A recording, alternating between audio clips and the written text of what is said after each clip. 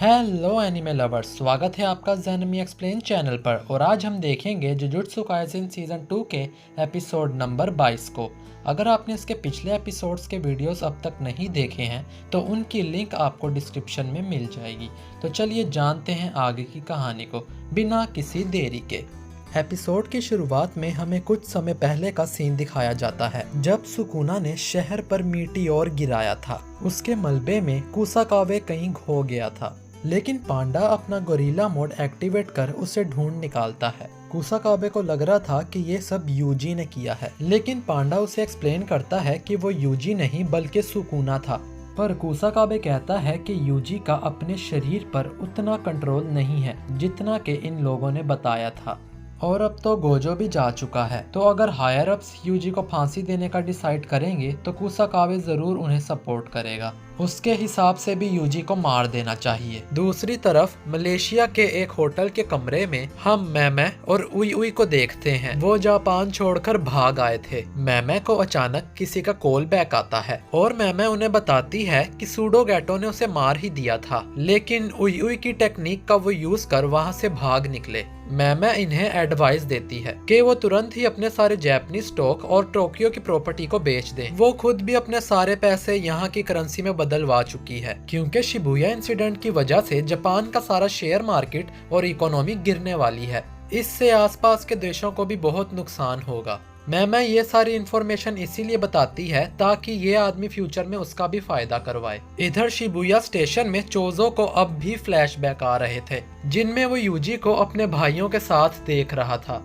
चोजो अब उठ खड़ा होता है और कहता है कि उसे जाना होगा ताकि वो पता लगा सके कि आखिर यूजी है कौन। कहानी अब वापस प्रेजेंट में आती है। यूजी ने माहितो को मार ही दिया था, लेकिन तभी यहाँ पर सूडो गैटो आ जाता है। यूजी गैतो को देखते ही उसे गोजो को वापस करने को कहता है और उसकी तरफ भागता है, लेकिन सूडो गैटो अपने पास से एक कैटफिश कर्स को बाहर निकालता है जो कि जमीन के अंदर चली जाती है। इसके बाद यूजी के पैरों तले जमीन खिसक जाती है और वो एक बड़े से गड्ढे में गिरने लगता है, लेकिन अगले ही पल वो खुद को जमीन पर पाता है, जैसे कि वो सब सिर्फ यूजी का भ्रम था। सूडो गैटो कहता है कि कर्स मैनिपुलेशन टेक्निक के कई फायदे हैं। वो जितने चाहे उतने कर्स स्पिरिट्स को अपने इशारों पर नचा सकता है। वो चाहे तो उनको एक साथ भी बाहर निकाल सकता है। यूजी फिर से गैतो पर अटैक करने जाता है, लेकिन सेंटीपीड्स का झुंड उसे पीछे धकेल देता है और वापस उस बड़े से गड्ढे में गिराने लगता है। पर यूजी फिर से जमीन पर जाके गिरता है। सूडो गैटो का मानना था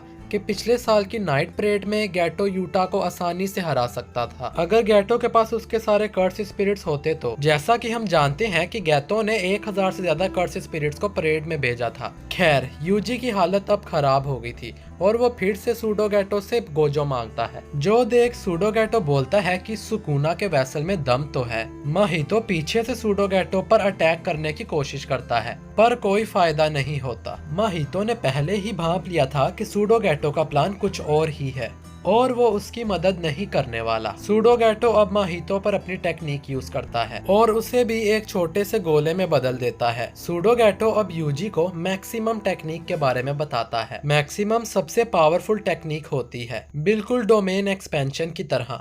और कर्स मैनिपुलेशन की मैक्सिमम टेक्निक का नाम है उजुमाकी। ये कर्स टेक्निक उसकी सारी कर्स स्पिरिट्स को कंबाइन करके सुपर कंडेंस कर्स एनर्जी निकालती है, जिससे वो अपने दुश्मन पर अटैक कर सकते हैं। इतना कहकर सूडो गैटो हंसने लगता है क्योंकि वो सुगुरु गैटो की तरह एक्ट करने लगा था। सूडो गैटो कहता है कि शुरू में उसे ये उजुमाकी टेक्निक बेकार लगती थी क्योंकि इसमें वो कर्सिस को कंट्रोल नहीं कर सकता, पर वो गलत था क्योंकि जब उजुमाकी में सेमी ग्रेड 1 और उससे ऊपर की कर्स स्पिरिट्स यूज की जाती हैं तो उनकी टेक्निक्स खुद सूडो गैटो यूज कर सकता है। दोस्तों, बेसिकली कर्स से अटैक कराने के बजाय गैतो खुद उनकी पावर्स को यूज कर पाएगा। इतना कहकर सूडो गैटो माहितो को निगल जाता है और इसी के साथ माहितो हमेशा के लिए खत्म हो जाता है। पर सूडो गैटो देखता है कि ठीक उसके ऊपर मोमो अपने झाड़ू पर उड़ रही थी। मोमो लालटेन से अपने दोस्तों को सिग्नल देती है, जिसे देख कैमो समझ जाता है कि दुश्मन सीधा मोमो के नीचे है और वो गैतो पर कर्स एनर्जी से भरे तीरों से बारिश कर देता है, लेकिन सूडो गैतो उन सभी से बच जाता है। तभी माई सूडो गैतो पर एक राइफल से गोली चलाती है, लेकिन गैतो उसे भी ब्लॉक कर देता है। ये देख सूडो गैतो को अच्छा लगता है कि आम इंसानों के हथियार सोर्सरर्स पर यूज किए जा रहे हैं।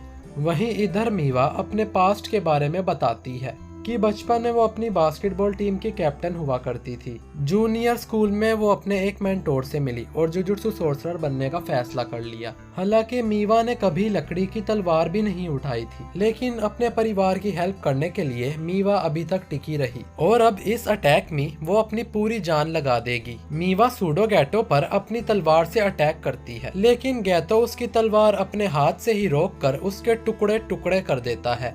इसके बाद तुरंत ही गैतो अपनी मैक्सिमम टेक्निक उजुमाकी को एक्टिवेट कर देता है, जिसमें मीवा का मरना पक्का है। लेकिन अचानक ही मीवा को कोई वहां से हटा देता है। गैतो के अटैक से यहाँ बड़ा सा गड्ढा हो जाता है और वो देखता है कि मीवा को कुसाकाबे ने बचाया था। मोमो और उताहिमे भी उसके पीछे ही होती हैं। इधर यूजी के पास पांडा और कैमो भी आ जाते हैं। पांडा ये देख खुश होता है कि यूजी का शरीर अभी उसके कंट्रोल में है। कैमो पूछता है कि उनका दुश्मन कौन है, जिस पर पांडा बताता है कि बाहर से तो वो सुगुरु गैतो है, लेकिन अंदर से कौन है पता नहीं। अब तक चोजो भी लड़ाई के मैदान में आ चुका था। चोजो बताता है कि उसके 3 पेरेंट्स हैं, एक उसकी मदर, दूसरा वो कर्स स्पिरिट जिसने उसकी मदर को प्रेग्नेंट किया और तीसरा वो कमीना सोर्सरर जिसने उसकी मदर को टॉर्चर किया और डेथ पेंटिंग्स बनाई। चोजो अब जान गया था कि वो कमीना और कोई नहीं बल्कि सूडो गैतो है और इसका असली नाम है नोरितोशी कैमो। ये सुन पांडा कंफ्यूज हो जाता है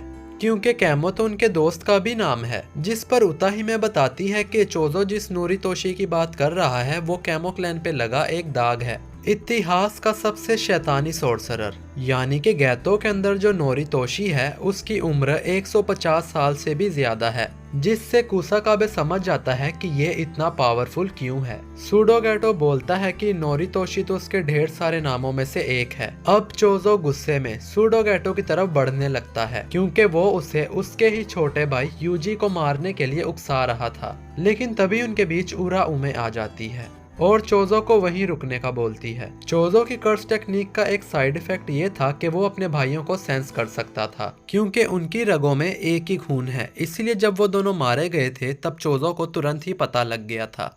और जब चोजो की लड़ाई यूजी से हुई थी तब भी चोजो को सेम ऐसी ही फीलिंग आई थी, यानी कि चोजो और यूजी के बीच खून का रिश्ता है और वो दोनों भाई हैं। तो चोजो को अपने बड़े भाई होने का फर्ज पूरा करना होगा और वो यूजी को बचाने के लिए अपनी जान लगा देगा। चोजो अब ब्लड मैनिपुलेशन से उराउमे पर अटैक करता है, जिससे वो बाल बाल बचती है। इसके बाद चोजो सूडो गैतो पे भी अटैक करता है, लेकिन गैतो एक कर्स निकाल कर उड़ने लगता है और चोजो के सारे अटैक्स को डॉज कर देता है। वो चोजो के ऊपर एक बड़ा सा कर्स भी गिरा देता है, लेकिन चोजो उसे बीच में से काट देता है और इन दोनों में काफी बेहतरीन फाइट होती है। आखिर में सूडो गैतो चोजो के पास आकर उस पे हमला करता है, पर चोजो हार नहीं मानता। सूडो गैतो चोजो को आराम करने को बोलता है क्योंकि वो थक गया होगा, लेकिन चोजो कहता है कि वो अपने छोटे भाई के लिए कुछ भी कर सकता है। इधर पांडा यूजी से पूछता है कि उसमें ऐसा क्या खास है कि हर कोई उसे अपना भाई बना लेता है,